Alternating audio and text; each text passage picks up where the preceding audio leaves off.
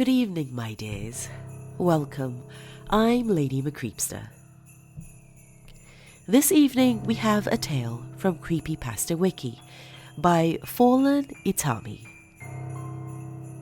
If you enjoy this tale, be sure to give this video a like and comment below. Now though, my dears, it's time. So come, lean in closer, and we'll begin.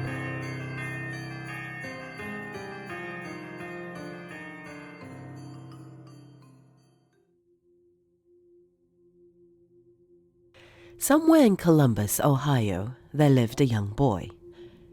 Josh was always a normal child, always doing normal things. At least, that's what it looked like from the outside. Inside, Josh always felt alone. His father was a cocaine addict and his mother not too bright. Keeping to himself in his room and playing with the many toys they brought to occupy him with, it always felt so empty. That's when Josh had a wish for a friend. When Josh was 6, he spent most of the time in the bathroom, playing with the water, or in his room, playing with his toys. One day, a large mirror on the inside of the bathroom door caught his attention. It was himself, he knew that. He always knew that, but there was something about him that was different. His appearance didn't move and smile like he did. The mirror was a long mirror, about half the size of the door, and could easily show his full stature. It was the middle of the afternoon. His mother was sleeping and his father was at work when the young boy he was looking at spoke to him.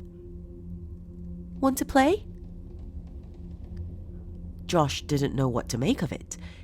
He didn't feel scared, but it all felt so real to him. The reality overtook him as the boy seemed to move from the mirror in front of him. Josh just smiled as usual and nodded his head. The boy led himself to Josh's room, where the ground was cluttered with Josh's toys. This allowed the two to laugh and play together with ease. Over the next few months, Josh's parents always noticed the loud noises coming from Josh and his room. Always talking to himself, toys moving around as he played. His parents always asked who he was talking to or who he was playing with. Several times assuming he had an imaginary friend, but Josh always answered with absolute certainty, "Jacob." Over the next 2 years, Josh had been focusing more on cartoons and real-life friends than playing with Jacob. Sometimes, when Josh wasn't home, his mother could hear toys dropping upstairs. Jacob didn't appear too often, but there was always a sign that he was there, and Josh was beginning to fear his room. Josh was afraid of even being near upstairs if he was alone. When Josh turned 9, a lot of things were going wrong. He was beginning to feel others' emotions easily. However, it wasn't like empathy. It was more like feeling sympathy and sorrow. Josh was already showing signs of anxiety because of his fears, and now this new turn was worrying everyone around him. No one believed that he had a friend in his own room. Although his father didn't believe him, his father could sense the adamant fear within Josh's eyes whenever he was forced to go to his room alone. Over this year, Josh had forced himself to sleep in the living room. In the fall, Josh entered 4th grade and was beginning to forget all about his young friend. That was when the nightmares began. They were nothing serious at first. Things disappearing, his pets dying, his friends leaving. Things that one day did happen, and not too far-fetched either.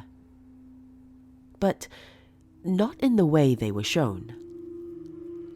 His dreams were over-exaggerated, a lot more gory and frightening for a child his age to even think up, but he kept their existence to himself. Weeks passed and the dreams got more intense as his birthday passed, the next year coming around and everything went by normally. In March, the dreams began again, except this time it showed his father. Someone breaking in and killing him, repeatedly mutilating his body until there was nothing left. The next day, his mother and father got into a large fight, but nothing too different. There was just so much negative energy in the air. It was as if anger and rage itself was filling the house, but still Josh was scared of his dream and begged his mother to stay home, though she ignored his pleas. Later that day, Josh's uncle had dropped off a computer for his father to fix up. It was so that Josh could have it for school and socializing. Josh's father had stayed up late to finish it after Josh had fallen asleep on the living room floor. A small mattress from a pull-out couch was laid across the floor so he could rest peacefully. The next morning, Josh woke up. His cartoons were over and he was almost late for school. The first thing that he did was to try and wake his father up, screaming at him for making him miss his cartoons. Josh's father didn't wake. No matter how many times his small hands pushed his father's body, rocking it back and forth, he didn't move. Screaming, "Daddy!" over and over before noticing a pale grey bubble form around his lips. Out of instinct, Josh ran into the kitchen and grabbed a knife, protruding the bubble and breaking it open. The foam moved, but his father still wasn't breathing. His mother worked the night shift and would be home within the hour, and his mind couldn't even think about the police. His mom was the only thing running through his mind as he ran up the steps, his fear disappearing as he rummaged through his broom for the phone book to call the number his mom had left him. Returning downstairs, Josh called the number, but she was already on her way home. Still in his pajamas, Josh walked outside and sat on the front steps.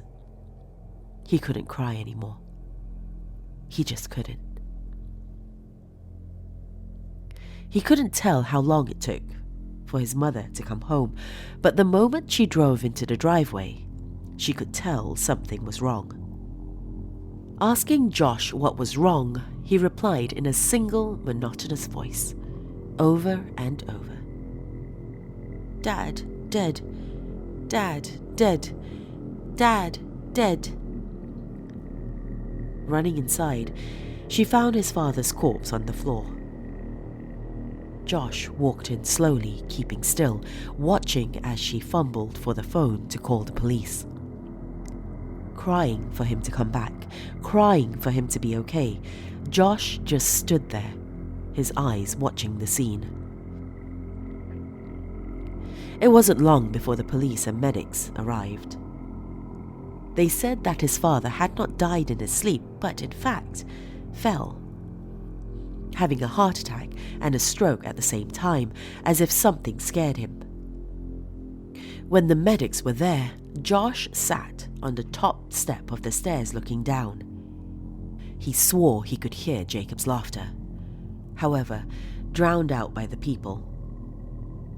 As the medics left, one thing bore into Josh's mind as the medics spoke loud enough so that he could hear. "If your son knew CPR, he could have saved his life." Depression took hold of Josh from that point on, things leaving and dying around him. disappearing. None of it could even be explained, and anyone that dated him stated that something told them to leave. Josh was forever cursed and haunted by that little boy from the mirror. The little boy now trapped within himself, forever watching his every step.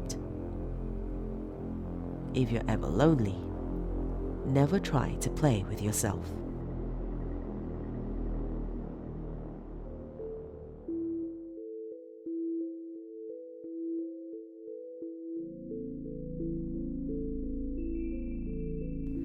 Thank you for joining me this evening, my dears. If you've just discovered my realm, welcome, my lovelies. Be sure to hit subscribe before you leave, and for those of you who are watching on YouTube, hit that bell icon as well to be notified of new uploads. Do let me know what you thought of this story by either leaving me a message on social media, or if you're watching on YouTube, by leaving me a comment below. I am Lady Creepypasta on Facebook and Twitter. That's all we have time for this evening, my darlings. Till next time, sweet dreams.